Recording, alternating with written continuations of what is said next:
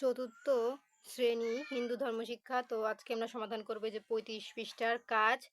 এটা হচ্ছে তৃতীয় অধ্যায়। তো তৃতীয় অধ্যায় যতগুলো কাজ আছে আমরা সবকিছু একটি ভিডিওতে সমাধান করব। দেখো এখানে এই যেটা হচ্ছে 38 পৃষ্ঠার এই কাজটি আমরা সমাধান করে দেখাবো। ঠিক আছে? তারপর 38 পৃষ্ঠার পরে দেখো এই 39 পৃষ্ঠায় আমাদের আরো একটি কাজ আছে। হ্যাঁ, আমরা এটাও সমাধান করে দেখাবো।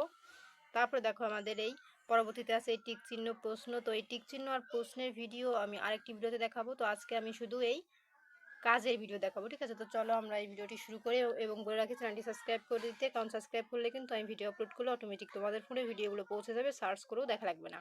তো দেখো এটা তৃতীয় অধ্যায় প্রথম পরিচ্ছেদ। হ্যাঁ, আজকে আমরা এই তৃতীয় অধ্যায়ের প্রথম পরিচ্ছেদ সমাধান করবো। এই যে, আর আমি বলে রাখি এই ভিডিওর কমেন্ট বক্সে আমি আরেকটা আমার ইউটিউব চ্যানেলের লিঙ্ক দিয়ে রাখবো। সেই চ্যানেলটি তোমরা সবাই সাবস্ক্রাইব করে দিবা, কারণ সাবস্ক্রাইব করলে ওটা কিন্তু অনেক সুন্দর সুন্দর এইরকমই পড়াশোনার ভিডিও আপলোড করা হয় এবং পরীক্ষার সাজেশন খুব তাড়াতাড়ি আপলোড করা হয়।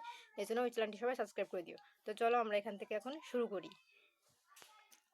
তো দেখো এখানে আমাদের লেখা আছে অন্যের কাজ, অন্যের জন্য ত্যাগ স্বীকার করে তুমি যে যে কাজ করো তা লেখো। তো আমরা অন্যের জন্য ত্যাগ স্বীকার করে কি কি কাজ করি, তো চলো আমরা সেগুলোর মধ্যে লিখে নিই। এই যে দেখো আমাদের প্রশ্নটি ছিল, ঠিক আছে? আর এই যে দেখো আমাদের উত্তর। উত্তর হবে অন্যের জন্য ত্যাগ স্বীকার করে আমি যে যে কাজ করি। 1. আমি আমার প্রিয় খেলনাটি ছোট ভাই বা বন্ধুকে খেলতে দেই। বন্ধুর কাছে বই না থাকলে আমি আমার বই তাকে দিই। দরিদ্র মানুষ দেখলে আমি নিজের টিফিনের টাকা থেকে কিছু টাকা দান করি। 4. কেউ অসুস্থ হলে আমি তার কাজগুলো করতে সহায়তা করি। 5. শীতে গরিব মানুষের জন্য নিজের পুরনো কাপড় দান করি। 6. প্রতিবেশীর কাজে প্রয়োজনে নিজের কাজ ফেলে সাহায্য করি। আমি বন্ধুর সঙ্গে খাবার ভাগ করে খাই। তারপর বয়স্ক লোকজন রাস্তা পার হতে চাইলে সাহায্য করি। তো তোমরা এত বড় লিখলে একদম বানাই লেখা যায়। যদি সঠিক মানে ছোট করে লিখতে চাও তাহলে তোমরা এই যে 5 বা 6 পর্যন্ত লিখে দিও। ঠিক আছে? এই যে এই পর্যন্ত। তো দেখো এর ভিতরে কি কি লিখতে হবে আমি কিন্তু তোমাদের দেখিয়ে দিয়েছি। এখন চলে যাব আমরা পরবর্তী পৃষ্ঠায়। তো দেখো আমাদের 38 পৃষ্ঠায় এখানে আমাদের কি বলেছে যে নিচের নামগুলো দিয়ে একটি করে বাক্য লিখি। যেমন এখানে দধিচি, তো দধিচি দিয়ে আমরা এখানে একটা বাক্য লিখব। তারপরে বৃত্রাসুর দিয়ে বাক্য লিখব। ঠিক আছে? তারপরে যে ইন্দ্র দিয়ে বাক্য লিখব, তারপরে শিব দিয়ে বাক্য লিখব, বিশ্বকর্মা দিয়ে এর মধ্যে আমরা কিছু বাক্য লিখব এদের কাহিনী সম্পর্কে। তো চলো আমরা উত্তরগুলো দেখে নিই।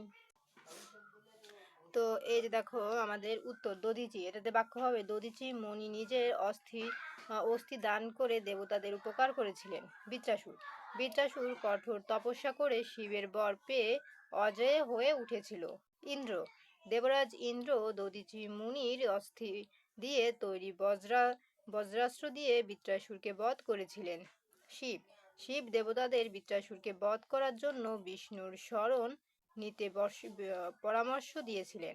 বিশ্বকর্মা, বিশ্বকর্মা দধিচি মুনির অস্থি দিয়ে বজ্রাস্ত্র নির্মাণ করেছিলেন। তো আমাদের 38 পৃষ্ঠার উত্তর কমপ্লিট। এখন আমরা চলে যাব পরবর্তী পৃষ্ঠায়। তো এই যে দেখো আমাদের 39 পৃষ্ঠায় আরো একটি কাজ আছে। এখানে বলেছে দধিচি মুনির আত্মত্যাগের কাহিনী থেকে তুমি যা শিখেছ লিখো। মানে দধিচি মুনির যে আত্মত্যাগ আমাদের হিন্দু ধর্ম অনুসারে করেছিল, ঠিক আছে? তো সেই কাহিনী থেকে আমি কি কি শিখলাম সেটার মধ্যে লিখতে হবে। তো চলো আমরা এর উত্তরটা দেখে নিই। এই যে দেখো আমাদের উত্তর। উত্তর লিখবা সত্যিকারের ত্যাগ মানে হলো নিজের স্বার্থ না দেখে অন্যের মঙ্গল কামনা করা। দধিচি মুনি নিজের জীবন উৎসর্গ করে দেবতাদের উপকার করেছিলেন। তার মতো ত্যাগী মানুষ সমাজ ও দেশের কল্যাণে সত্যিকারের অবদান রাখেন। এই কাহিনী আমাদের নিঃস্বার্থভাবে অন্যের জন্য কাজ করতে শেখায়। তো তোমরা এই পর্যন্ত উত্তরটা লিখে দিবা।